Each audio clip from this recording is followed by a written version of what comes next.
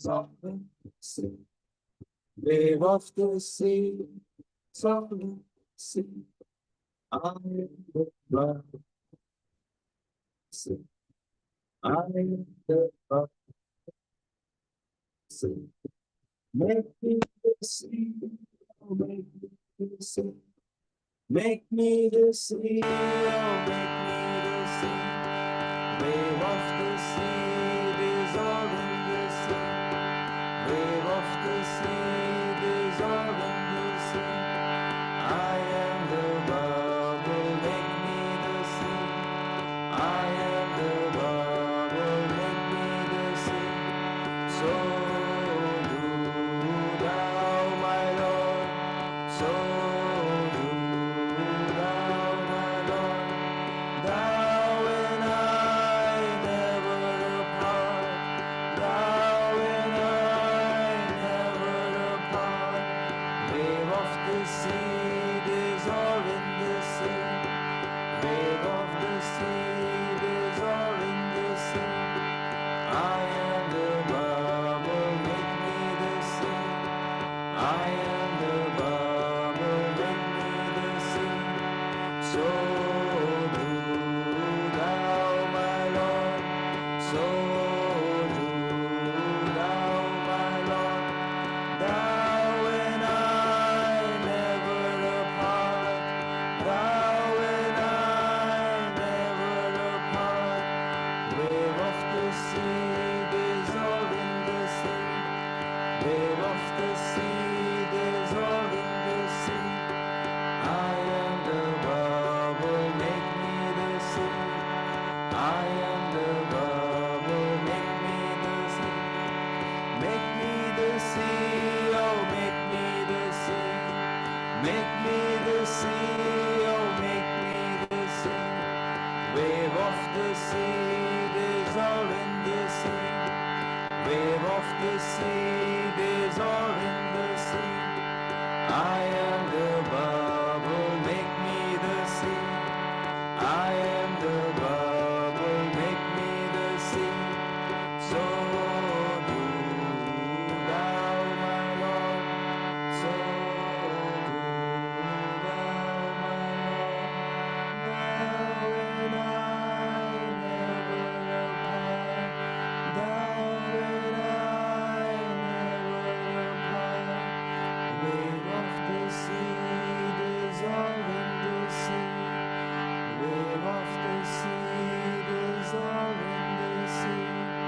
I am the bubble, make me the sea.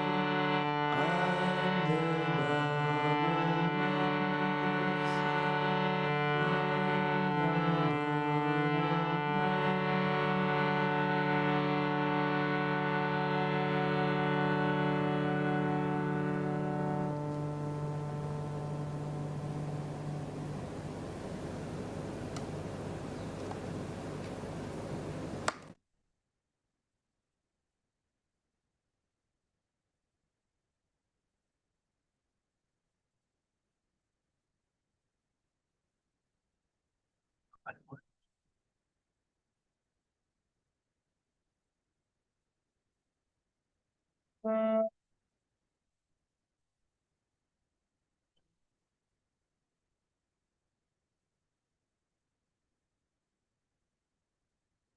now.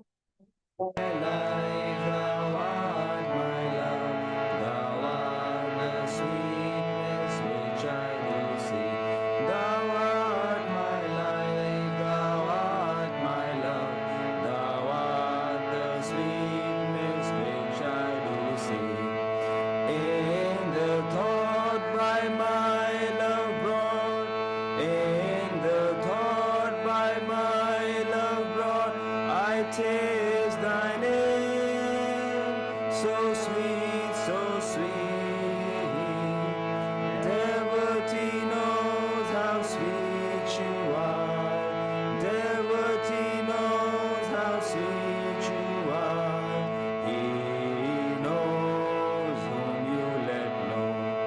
He knows whom you let know. Thou art my life, thou art my love, thou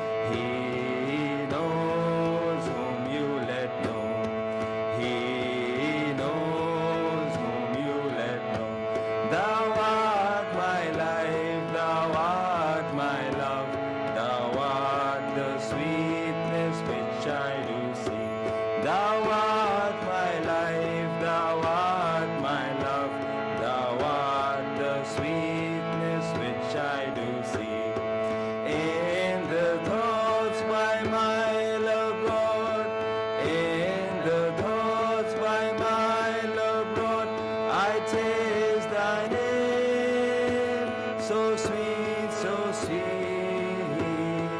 Devotee knows how sweet you are. Devotee knows how sweet you are.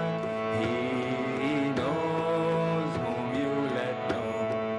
He knows whom you let know. Thou art my life, thou art my love, thou art the sweetness which I will sing. Thou art my life, thou art my love, thou art the sweetness which I will sing. Thou art the sweetness which I will sing.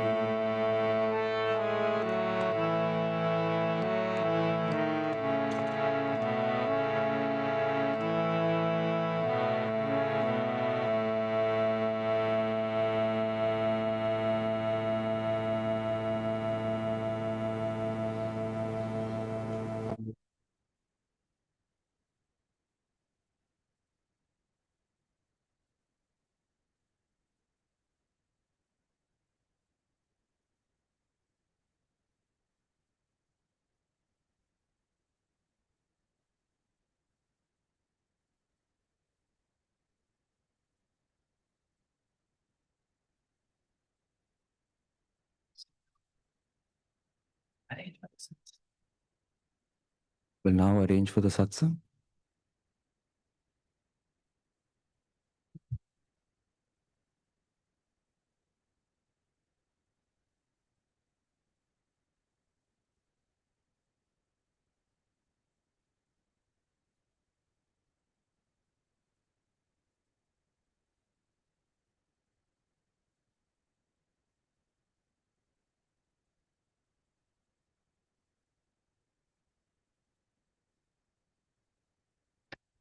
Morning once again. The topic of today's satsang is the divine consciousness. So we'll start with a prayer, we'll do some hymn to Brahma chanting, and then we'll do some experiment, and then we'll figure out what chant to play during the satsang. Then we'll have a short meditation, we'll listen to some words by Swamiji on this topic, and then we'll have a few readings and some discourse, and then another nice poem to end this satsang. So thank you so much for joining once again. Let's start with a prayer. Divine Mother, Heavenly Father, friend beloved God, great masters of self-realization,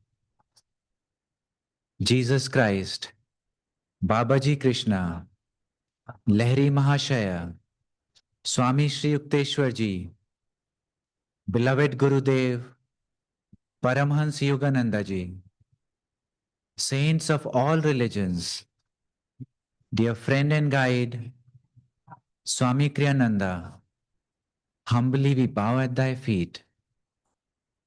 O great ones, help us to feel your consciousness in this satsang and in our lives. We want to uplift our consciousness, to enlighten it, to expand it to eternity. Help us in this path so that we can be merged in the divine consciousness. Om Shanti, Shanti, Shanti.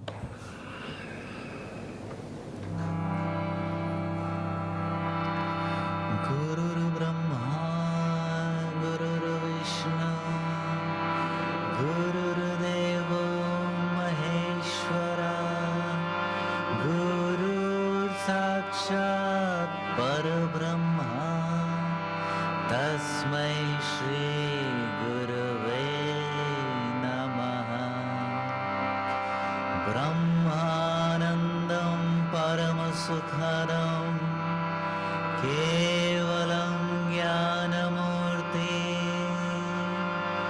मन्दातीतं गगनसदृशं तत्त्वमस्यादिलक्ष्यम् एकं नित्यं विमलमचलं सर्वदि साक्षिभूतं भावातीतं त्रिगुणरहितं सद्गुरुं तं नमामि। त्वमेव माता च पिता त्वमेव बन्धु च सखा त्वमेव विद्या द्रविणं त्वमेव सर्वं मम देव त्वमेव सर्वं मम देव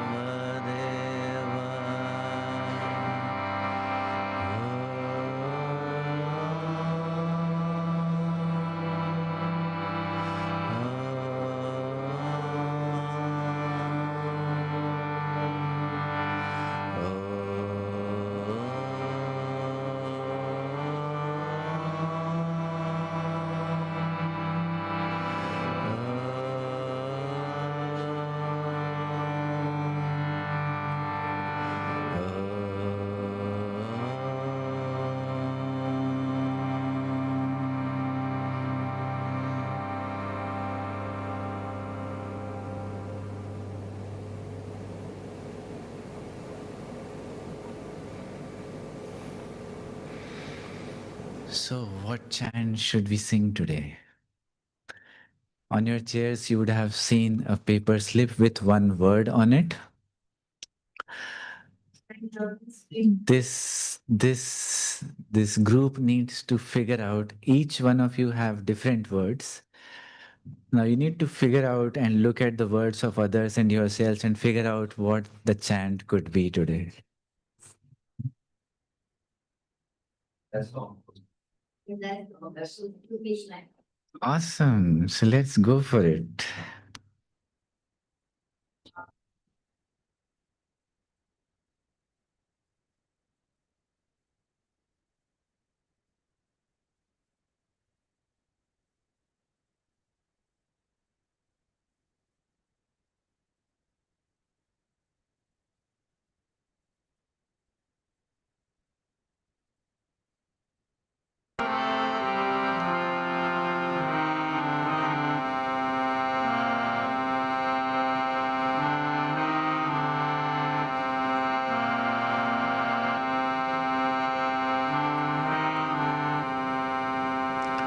The words are, "Oh, life is sweet and death a dream when thy song flows through me. Joy is sweet, sorrow a dream when thy song flows through me. Health is sweet, sickness a dream when thy song flows through me. Praise is sweet and blame a dream when thy song flows through me." Oh, life is sweet and death a dream. Oh, life is sweet and death a dream when thy song flows through me, my Lord, when thy song flows through me, when thy song flows through me, my Lord, when thy song flows through me. Then joy is sweet, sorrow a dream, then joy is sweet, sorrow a dream,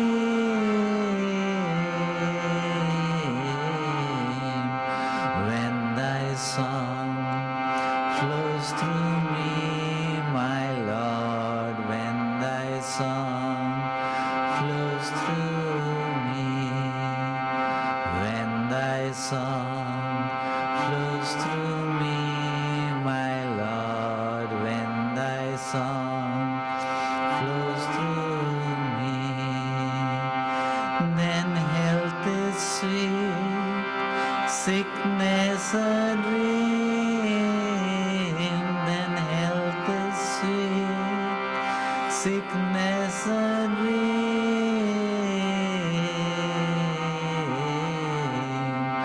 when thy song, my Lord, when thy song flows through me, when thy song flows through me, my Lord, when thy song flows through me, then praise is sweet, then praise is sweet, and blame a dream, when thy song flows through me, my Lord, when thy song flows through me, when thy song flows through me, my Lord, when thy song flows through me. Oh, life is sweet and death a dream. Oh, life is sweet and death a dream,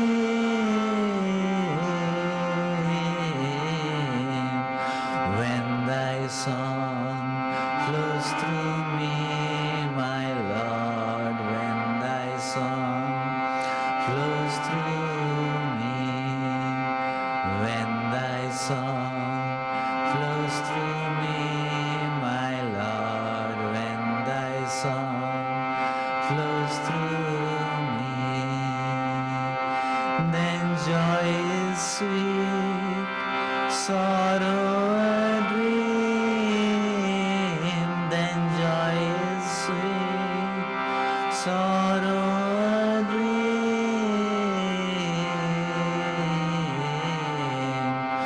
when thy song flows through me, my Lord, when thy song flows through me, when thy song flows through me, my Lord, when thy song flows through me, then health is sweet, sickness a dream, then health is sweet, sickness a dream,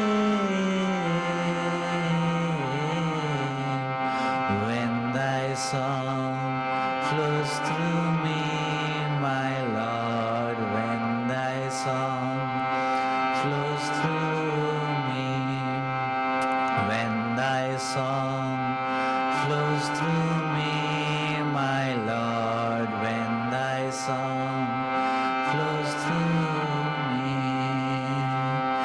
then praise is sweet and blame a dream, then praise is sweet and blame a dream, when thy song flows through me, my Lord, when thy song flows through me, when thy song flows through me, my Lord, when thy song flows through me, when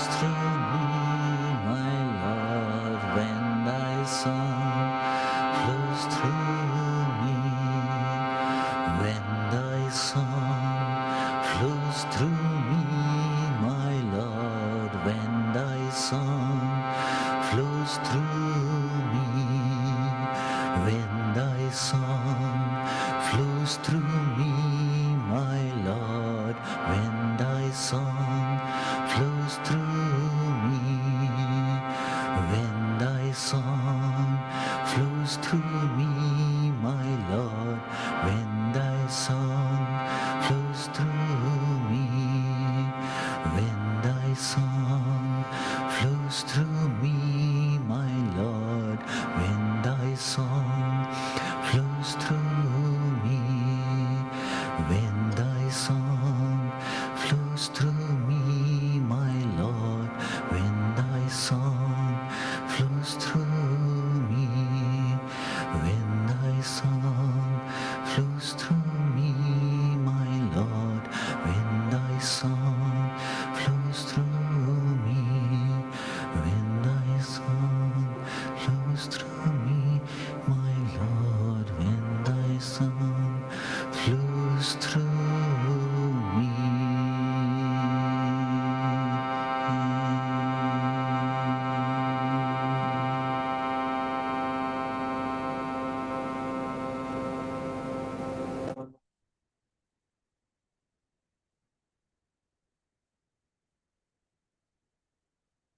Feeling the divine song in every atom of our being,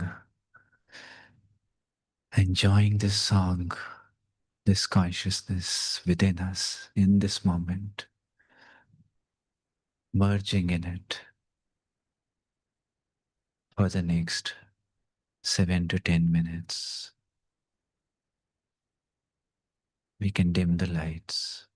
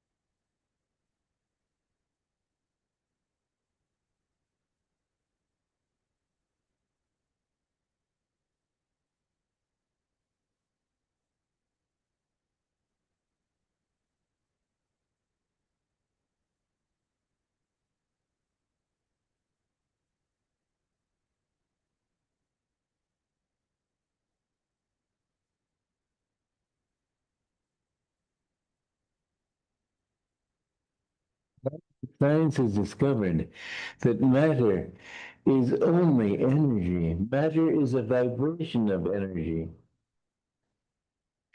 Now it's possible to explain that that energy is a vibration of thought, and those thoughts are vibrations of consciousness, and consciousness is God. And my consciousness must be an expression of his consciousness. And if that's so, and I found that my mind was dull, and there were other times when my mind was clear. And when my mind was clear, I was more in tune with that consciousness. And it was dull, it was less in tune. And I realized that my job in life must be to clarify my mind and to know the source of who I am. His consciousness has to have produced everything. I didn't know about the scientific discovery that matter is energy, but on the level of consciousness, I had to say my duty in life has to be to seek God.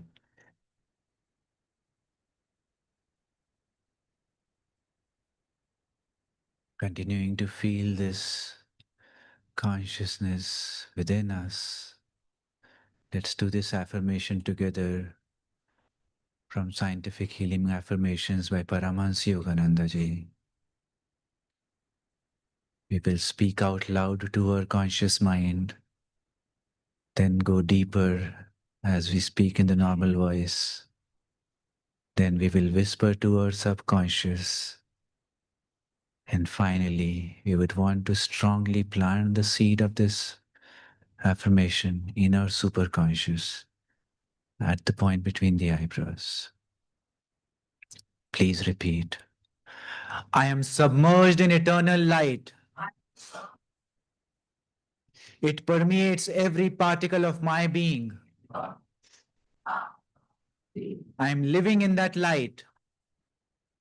The divine light fills me within and without. I am submerged in eternal light. It permeates every particle of my being. I am living in that light. The divine light fills me within and without. I am submerged in eternal light. It permeates every particle of my being. I am living in that light. The divine light fills me within and without. Mentally now, but very strongly at the point between the eyebrows. I am submerged in eternal light. It permeates every particle of my being. I am living in that light. The divine light fills me within and without.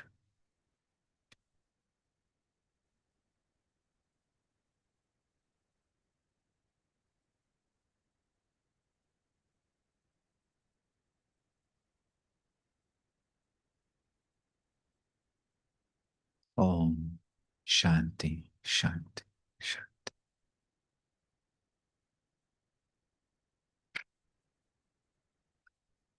We have two readings to begin the discourse parts of this satsang.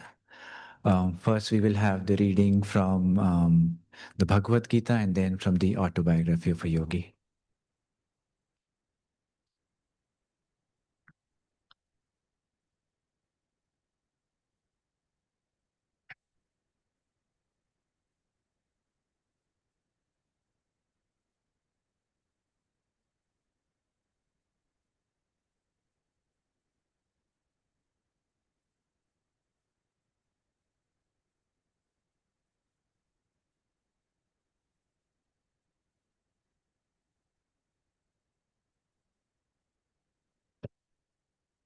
Om Guru, readings from Essence of Bhagavad Gita, stanza 7.4. It is interesting that Krishna in this stanza does not give the fourth aspect of consciousness, that is classically listed as chitta. Chitta is feeling. We perceive with mind, define with intellect, identify personally with ego, and feel one way or the other about things with chitta. Most people identify their capacity of feeling with their emotions, therefore, with their reactive process, but both subjective and objective. Yoga itself is defined as neutralization of feeling process. It is as its cancellation, but as its subduing and pacification. Thus, one might expect Krishna to have not merely listed but stressed this aspect of consciousness. On the other hand, chitta is more than an aspect of consciousness. It is consciousness. In man, chitta is far more than the reality, far more than the reactive feelings in his heart. It is deep, intuitive feeling which defines the very consciousness itself.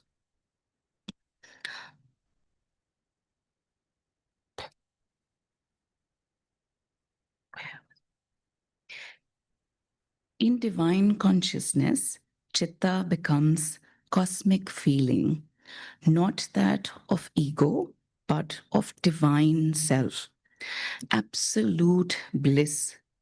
Bliss is ever existing, ever conscious, and as Yogananda said, ever new. In the chapter of autobiography of Yogi,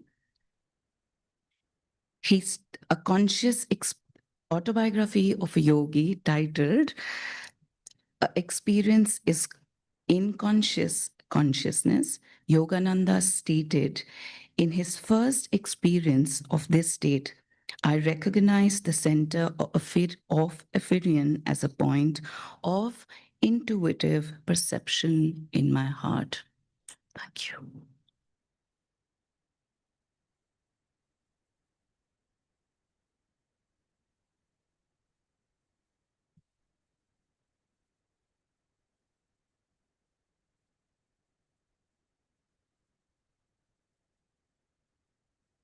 Om Guru. Today's reading is from the autobiography of a yogi by Paramhansa Yogananda. Chapter 14, An Experience in Cosmic Consciousness. Sri Yukteswar seldom indulged in riddles. I was bewildered. He struck gently on my chest above the heart.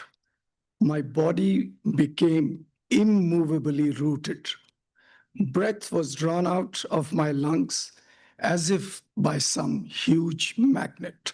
Soul and mind instantly lost their physical bondage and streamed out like a fluid piercing light from my every pore. The flesh was as though dead. Yet in my intense awareness, I knew that never before had I been fully alive. My sense of identity was no longer narrowly confined to a body, but embraced the circumambient atoms.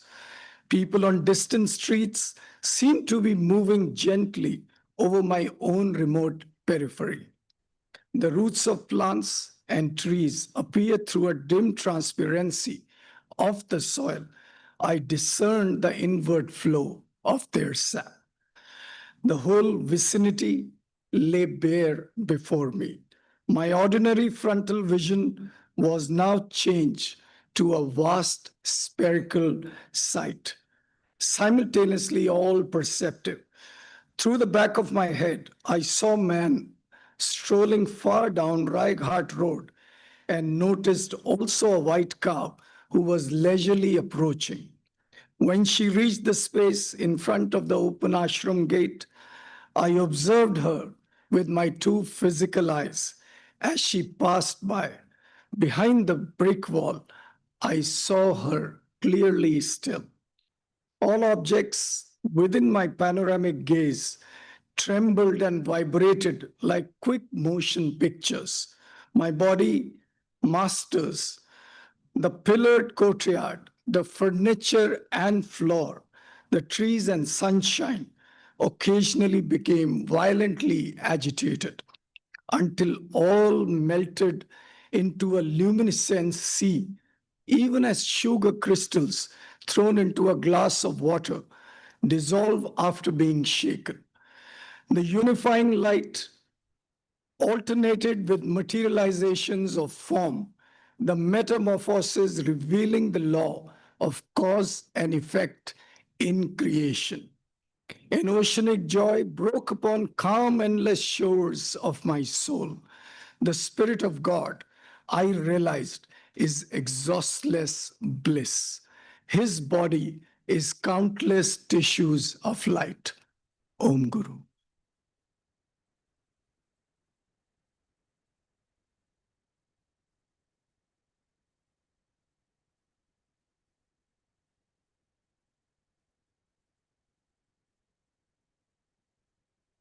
Welcome once again to this satsang. It's so wonderful to hear the words of Yogananda ji from autobiography at Ajay read. It's one of the experiences that Master shared with us, one of the many experiences that he had of actually use the word seeing, but perhaps experiencing the divine consciousness. Another example that he had given was when he had gone with his brother-in-law, and then he wanted him to turn into a devotee, and then that time he prayed to the Divine Mother, and then again after a long prayer he said what he could see, and he could see the actual form of the Divine Mother. So in autobiography of a yogi itself, we have these instances where Master explained a consciousness that's perhaps bigger than the normal consciousness that we see, which we could call as the divine consciousness. But the interesting part is that it's not that he has filled the entire autobiography of a yogi with only those visions and experiences and so on, which perhaps is a hint to all of us. Because he was an avatar, he would perhaps be seeing what he mentioned in these instances all the time, but he did not mention in every page of autobiography of a yogi, perhaps because he wanted us to realize that we are living in this world which has its own realities as well. He always kept us grounded. And the reality that we are very familiar with is the one which we grow with. So when we are born, we are able to see things. When we are able to understand language, then we can listen to stuff. And then when we get some knowledge, we comprehend stuff, and then we realize, okay, this is a chair, this is a room, this is a person, this is an animal. So we start to expand our understanding of the limited reality that we live in through knowledge, through people, through other people, and so on and so forth. And then we get to the fact that, oh, okay, I am a man, I am a human being, and there are animals, they live in the jungle, and people are supposed to live in cities. We start to understand this whole social structure. And then when we grow up even further, we realize that, oh, okay, not everyone is of that type. There are people who are still living in the jungle. So there are very tribal people who never come to cities. So then we expand our consciousness and realize that there is a different way of living as well, perhaps. Then we expand our consciousness even further. At times we start to travel, or maybe we read books, we watch movies, we start to understand different cultures. It's not that everyone is eating the same food that I eat. It seems that elsewhere in different countries, people eat very different food. People do very different kind of jobs. So then we realize, oh, okay, that's a way humans can also live. That's the other way that people can also survive. That's the other thing that people like. Not everyone likes the same food that I eat. Not everyone likes the same job that I have. And then our consciousness expands and our understanding increases. This keeps on happening because we have limited senses. We have the sense of touch, we have the sense of seeing, we have the sense of listening, and so on and so forth. So as these senses expand, we start to use them and we gain a lot of understanding. But those senses have their limitations. I mean, what more can we see of the world? All of this can be done in the first 12, 15 years of our lives. Okay, 20, make it 25, but then, okay, enough. What else? The problem happens is that those senses are limited and they can sense only these things that we've been seeing in different variety and so on and so forth. Then another sense starts to come up, which tells us things beyond the material world. The sense of feeling. It comes for some people at a very early age, it comes for some people at a very late age in their lives. When that feeling comes, we realize, oh, okay, it's not that if I get this material possession, it's not if I have a good relationship, it's something else. On a particular day, I just feel good. Everything else is the same in the house. No chair moved, no furniture went away elsewhere. The same house, which looks exactly the same, on some other day, I feel sad. Nothing else changes in the material world. So there is this other sense that starts to develop and it gives us another set of consciousness. Oh, okay, there is a concept of feeling happy and feeling sad, which has no relationship with what I see, what I can touch, what I can listen to. So the limited senses that I had are not telling me any different and are not giving me any different reading. They are giving me the same reading, but suddenly the feeling is different. So then I realized, oh, okay, these meters that I had been looking at so far were only telling me a few things. It seems I had to develop a totally different meter to be able to start to sense these other things, these feelings of joy, happiness, of togetherness, of belongingness, of loving someone, of hating someone, and so on and so forth. All of that comes with the concept of understanding our own feelings, which we can't see, which no one has written, which we don't hear, but we feel. Once we develop that sense, then we again start to rearrange our lives. We would have worked hard to get a good job. We would have worked hard to get some money. We would have worked hard to get the right people. We would have worked hard to get the right friends, a right community, a right lifestyle, and so on. And then we realize, oh no, this new sense needs something else. So then we start to figure out what is it that sense needs, so that now I need to fulfill the happiness of that particular sense. And then we go beyond the material stuff. We change jobs which give us more satisfaction and peace. We try to find people with whom we feel comfortable rather than people who are more famous in the world and so on and so forth. We start to leave places and then just not go to Goa, perhaps go and sit under a tree near our park itself. We start to realize that the things that we used to think are not really the ones, or maybe there is something else as well. So then we rearrange our lives to that new sense. That goes on for some time, for a few years, and then we think that, okay, this is fine, nice, I've now figured out. My life again is happy. I understand it's Not just the material things, I need some of those, but there are these other things as well which I need to have so that I start to feel good. And I feel good for a certain time. And then another sense pops up.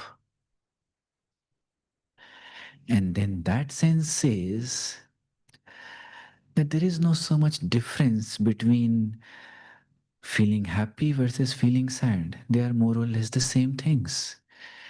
There's no difference. Why would I go to that particular tree? Why would I not go on the road in total traffic?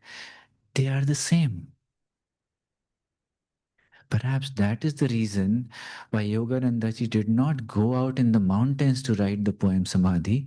He wrote it on a local train in New York because he could come to that sense where he started to feel that there is something beyond what we see and so on and so forth, which is same everywhere, which is exactly what the reading that Ajay did showed, that everything everywhere looks the same to me. Everything is atoms of light. That perhaps is a very expanded state of consciousness. The more we feed our senses, the more we limited we become to only understanding those senses. When a new sense comes, we then start to feed that particular sense. When, with God's grace, the divine consciousness, that sense comes, that's when we start to come to the spiritual path. That's when we start to discard or at least not be so much attached with what we used to see in some sense.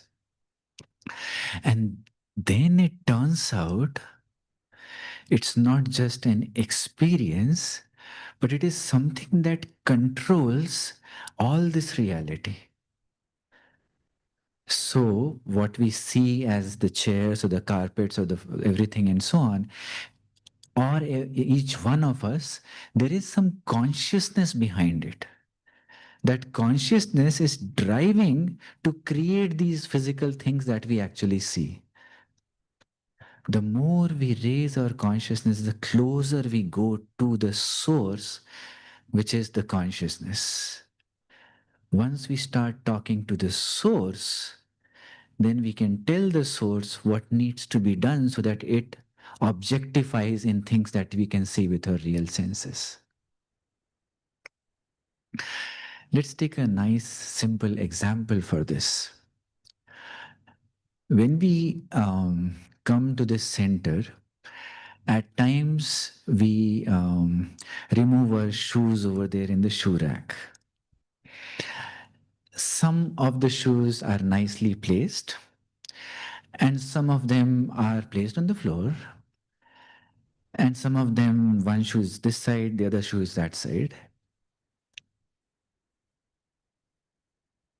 That's the physical appearance of it. Now let's look at the conscious. Now, at times, what we do is that we keep going to that shoe rack and then try and put all the shoes which were disoriented or put all of them in the shoe rack. Why?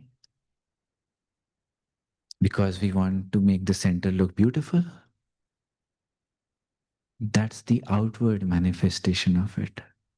What we want is we want the consciousness of this center to be calm, to be still, to be centered. Now let's look what happened when someone put those shoes in a disoriented manner. What would be the consciousness of a person who is seeing all the shoes that are lined up properly, but still just puts those shoes in a disoriented manner and then comes in? Unsettled. That person is not in the present. The consciousness of the person who has stepped in the center is unsettled. If each one of our consciousness is unsettled, we would be having a very unsettled satsang over here. So, what we are fixing are not the shoes. What we are fixing is the consciousness that exists at the center. A lot of times people come here and then they say that I like the vibe of this center. And then if you ask them a question as to why, what do you like about it, some of them cutely say that it's very nice and clean. I mean, there are many restaurants that are very clean. If you go to these shops in the malls and so on, they're very clean. You never say those words that, oh, wow, this is so clean. What they are wanting to say is that the consciousness is so clean. Since we do not use that vocabulary, we translate into the language that we understand. We say this is clean because this is what I can see and so on.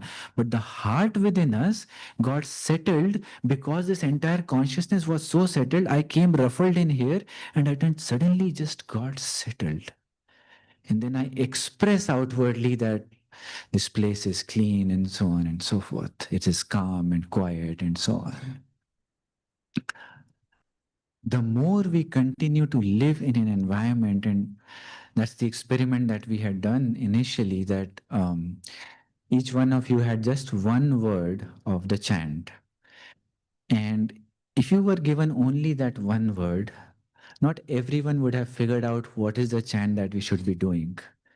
If we expand our consciousness, if we are open to listening to other Guru Bhais, our consciousness expands, we are able to figure out the words, and we are able to flow in tune with the divine consciousness.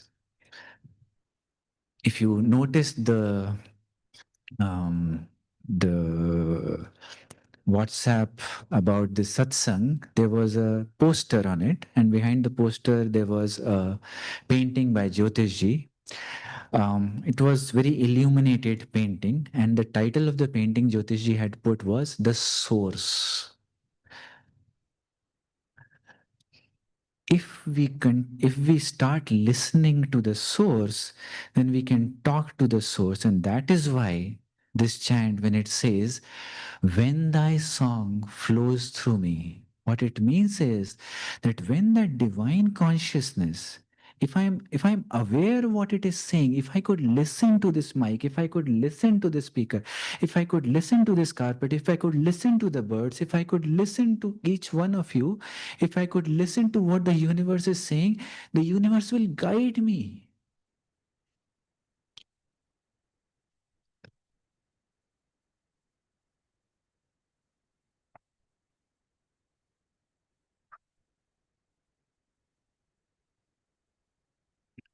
It wants us to cooperate. It wants us to live in harmony.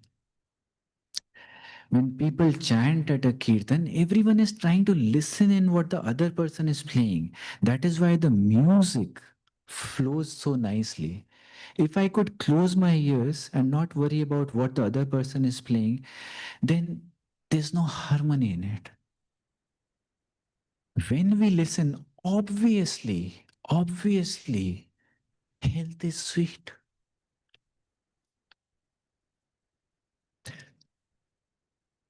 Sickness becomes a dream. Joy is sweet. Sorrow automatically becomes a dream because I'm listening. I'm participating. This whole universe wants to work together. If I want to fight it out and try and fight my own battle, the universe is powerful. It's going to give me the blasts. But if I listen to it, if I cooperate, if I do what it wants to do, life is sweet. We'll end with this story, which is called The Bird of Paradise. So there was this beautiful, colorful, powerful bird called the bird of paradise. Being so colorful, it did get caught, and then the owner of the who caught the bird put that bird in his house in a cage. So the bird of paradise was caged in a prison. But soon after it being caged, it actually laid an egg, and it gave birth to a young bird. The mother died after giving birth to the child. So the child was born within that prison. The child had never seen anything else but those prison walls. So that child bird was living very happily in that prison. You didn't even know what else exists there. It's not, this is the world and this is a nice world. Very happy. Once it happened that another bird of paradise from the heavens came down to earth and saw this bird of paradise in a cage. And that bird of paradise, which was free, tells this bird in the cage, "What are you doing? This is not your life. You are a bird. You are meant to fly. This is the universe out there which is wanting for you to explore." This bird didn't really understand first what it means. So then this bird of paradise flies and shows how nice it is for me to fly here and there. So then the caged bird got interested. Wow. So then the bird of paradise tried a bit and then opened the cage for this caged bird. The caged bird comes out, and then the bird of paradise tells him, "Just imitate me. Flap your wings. Let's see what happens." The caged bird imitates and then flies and then finds his freedom by imitating the bird of paradise. Yogananda ji actually says that the bird of paradise has been caged in the prison of human flesh. We feel that this is our limited body, beyond me is something else. But as we heard in the reading, the more we expand our consciousness, then we realize that we are part of a larger consciousness. And then we start talking to it, and then we all can become free. If we are that caged bird, then we have been shown the path by our masters. All we have to do is imitate them and then become colorful, powerful, magnetic bird of paradise again. Joy to you. We will now listen to Swamiji's narration of Bird of Paradise by Yogananda ji before doing the arti.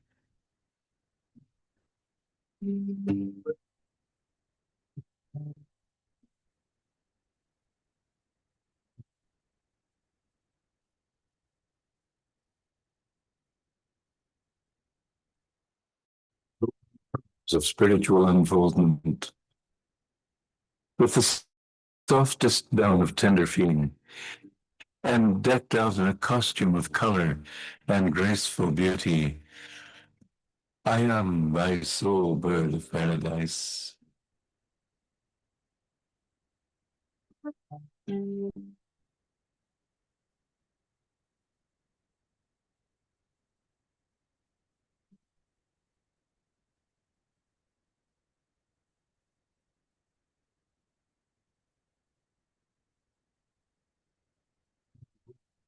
Sped by the eager desire to progress, beat their way through life's somber skies in continuous search of the paradise of peace.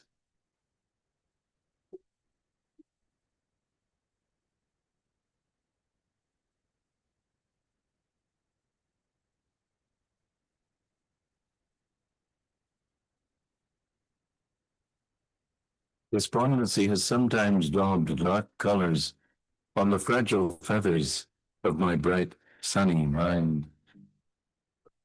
Oh, bathe me, thy bird of paradise, with the cleansing sun rays of insight, and soothe me with thy soft singing, melodies of peace.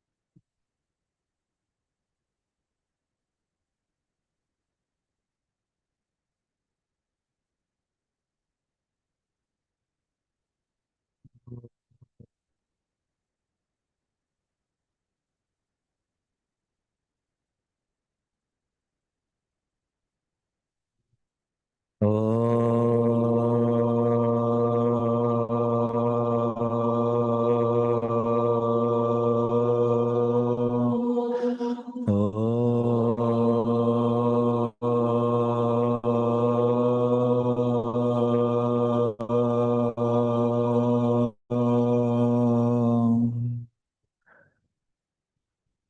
Mother, may thy love shine forever on the sanctuary of our devotion,